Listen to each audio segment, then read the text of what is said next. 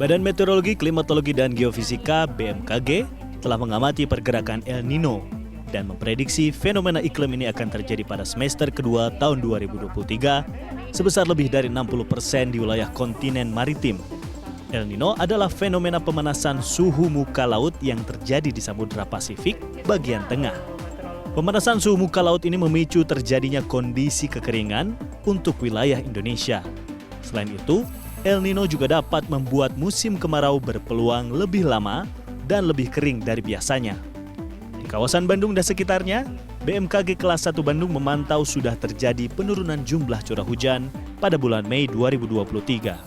Sebenarnya April September ya, tapi tiap daerah tentu saja beda-beda awal musim kemaraunya.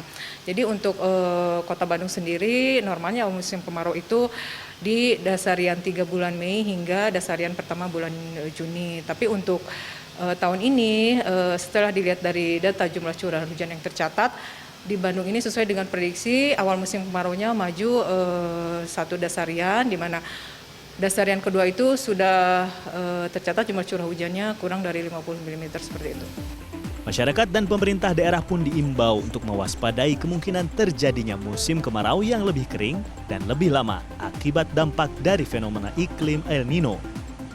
Hemat penggunaan air, ya. Yang kedua adalah selamatkan waduk dulu, waduk-waduk kita ini. Ya, tentu adanya efektivitas.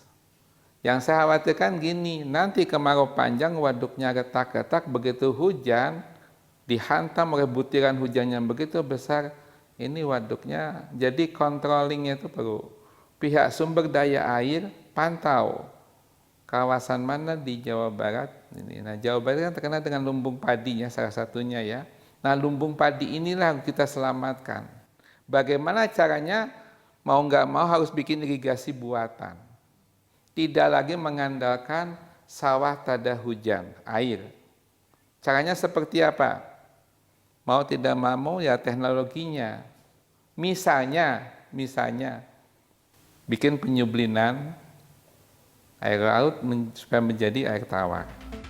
Untuk mengantisipasi dampak kemarau panjang, pemerintah Kota Bandung menyatakan telah menyusun strategi dalam menghadapi kemungkinan terjadinya kekeringan.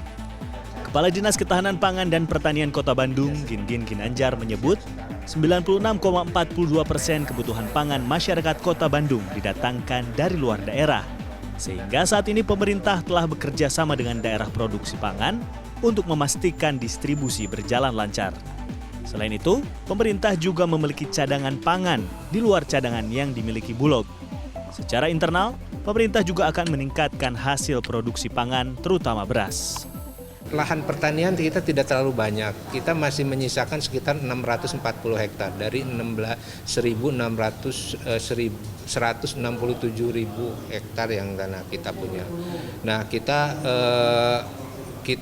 sekarang lagi mengenalkan yang namanya program IP 400. Jadi bagaimana mempercepat produksi.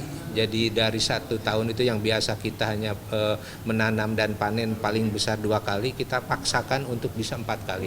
Jadi nanam dan manen 4 kali dalam setahun. Ini tentunya dengan menggunakan bibit yang super genjah, umur pendek gitu. Dan ini kita sudah mulai di beberapa lahan pertanian di Kota Bandung. Itu untuk meningkatkan produksi selain juga kualitas.